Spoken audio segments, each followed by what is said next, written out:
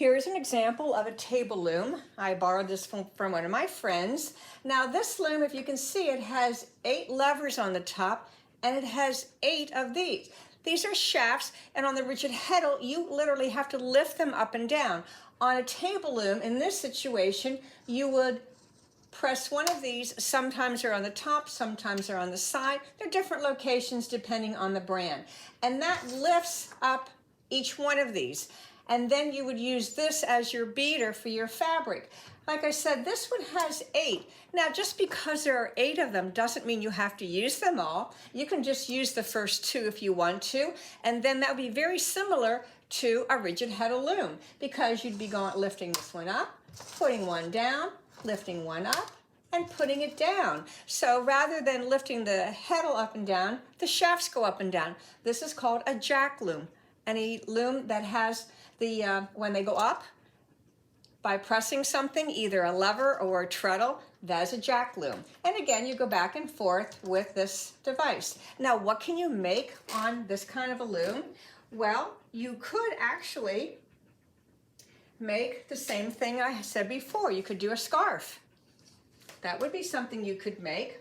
You could also, this is just another example of a table runner. Now I'm going to show you this one. This one has a little bit of a texture, kind of like a diamond pattern in it.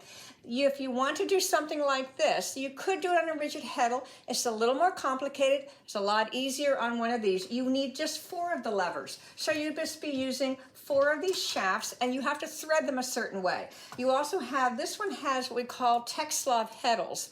They're not really string. The old-fashioned had string. Some of the table looms have metal as well, so it depends on what you get. So you could do table runners, placemaster table runners. Now, since this one has 8 shafts, you could do cats, the patterns that people often see. Now, a lot of times people ask me, can I do this on a rigid heddle loom? I'm going to show you a little bit detailed about that when I go to another loom and explain how, yes, it can be done. It just might take a lot longer to do it. So you could, because this one has 8 shafts, you can make more patterns. That's basically what I want to get across. Now you could also, if you wanted to, oh, here's a fun one too. You could do rainbow. You could also do this on a rigid heddle. This is a plain weave or a tabby. You just get a lot of pattern by the different colors in it. You could also do bands. Now then, if you did that again, you would not use this as your beater. You would use the heddle for that. Now, what do you need? We talk about beaters and heddles and all sorts of boat shuttles and things. Now, you could use a stick shuttle with this loom. And some people decide that they want to start using something called a boat shuttle and bobbins. Now that starts to involve more equipment, and I'll talk a little bit more about that when I get to another loom. But you could start to advance to different kinds of items to make your weaving a little bit easier or a little bit faster, depending. And there are a lot more things. You can also what we call double weave, and I'll talk a little bit more about that too when I get to another loom. Double weave means weaving something twice the width. It can be done on this loom. It can also be done on a rigid heddle loom. In addition to making all those other items, I'd like to also remind you that table looms sometimes just have 4 levers at the top, 4 at the side. Some of them even have 2. So again, you don't have to have all of those. This one just happens to come with that. This little table loom folds up and again fits into a little suitcase. Some of them fold, some of them don't. But if you're interested in, or you have access, or maybe someone gives you a small table loom, you can consider it, and you will have some other options and things that you can make with it. It might take a little bit of a longer learning curve because one of the things is getting the yarn on the loom, which is a whole other situation. But it's really not as hard as some people make it to be. Here is an example of a floor loom. Now, a floor loom is one that's on the floor. This one happens to have 4 shafts that go up and down, and you can see there are treadles underneath. Now, those cords that are underneath are how you change the patterns.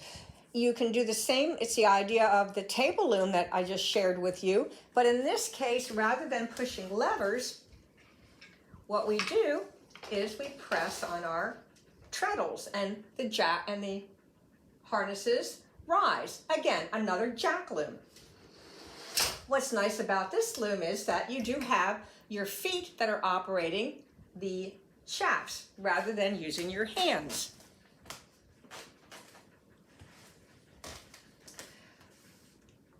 I'm also using a boat shuttle, which in the next recording I'll explain some other things you might need if you're going to start using a boat shuttle and you need more bobbins. Now, what can you weave on a loom like this? Well, right now I'm doing some placemats.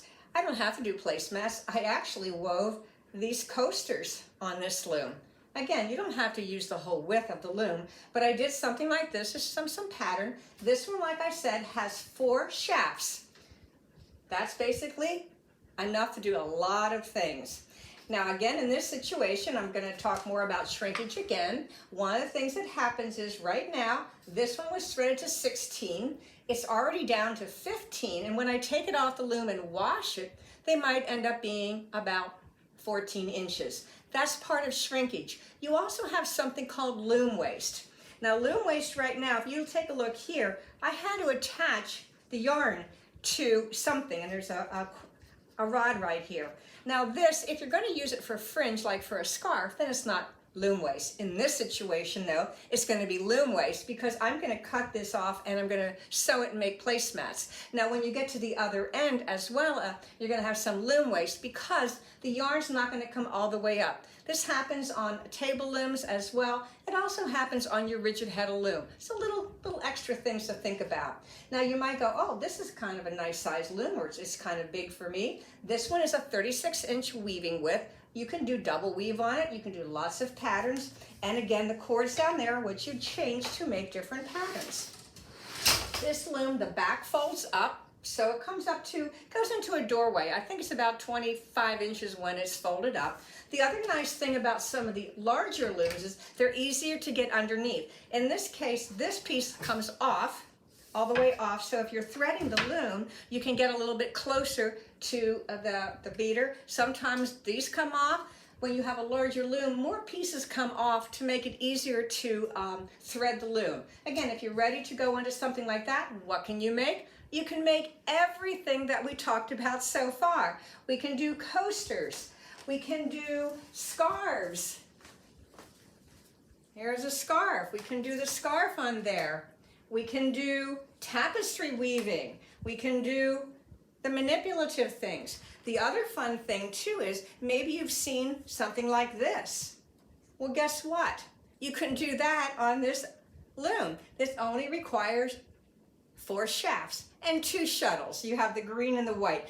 That's an overshot technique. Kind of an, you might have seen them in old coverlets, but you can do something like that as well on there. And of course, like I said, if I wanted to, you could also do narrow bands. All sorts of fun things that you can weave on here. You can also do double weave. So what I just said, the whole loom is 36-inch weaving width. Now, of course, you're not going to get something twice as wide, but you're going to get something very, very wide, twice as wide. Now, remember, you can also sew things together. So if you don't have a wide loom, think differently. How can I connect the pieces together? We can sew them in different directions. One of the things I'm going to do with some of the bands that I made, I'm going to sew them together. And I think I'm going to do it diagonal. And then I'm going to make a little pouch out of it. So again, start to think of other things. Again, if you have access to a loom like this, now this is a jack loom, but also make sure that all the pieces are there, things are in good working order, and so on. So that is an example of a 4-shaft jack loom that is a floor loom.